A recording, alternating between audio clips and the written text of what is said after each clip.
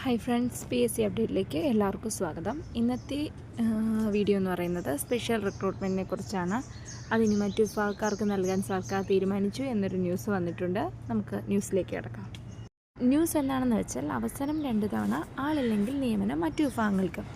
പട്ടിക വിഭാഗക്കാർക്കുള്ള സ്പെഷ്യൽ റിക്രൂട്ട്മെൻറ്റിന് 2 തവണ അപേക്ഷ ക്ഷണിച്ചിട്ടും അർഹതയുള്ളവർ അപേക്ഷിച്ചില്ല എങ്കിൽ പകരം ആ തസ്തിക മറ്റു വിഭാഗങ്ങൾക്ക് നൽകാൻ സർക്കാർ തീരുമാനിച്ചു.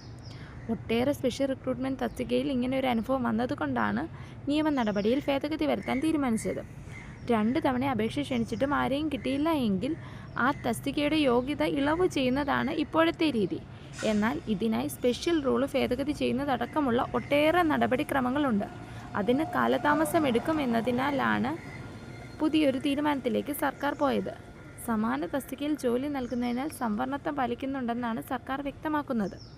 അതിനാൽ ഇത് മറ്റു വിഭാഗക്കാർക്ക് ജോലി ലഭിക്കാൻ ഒരു പ്രയോജനമാകുമെന്ന് പ്രതീക്ഷിക്കുന്നു.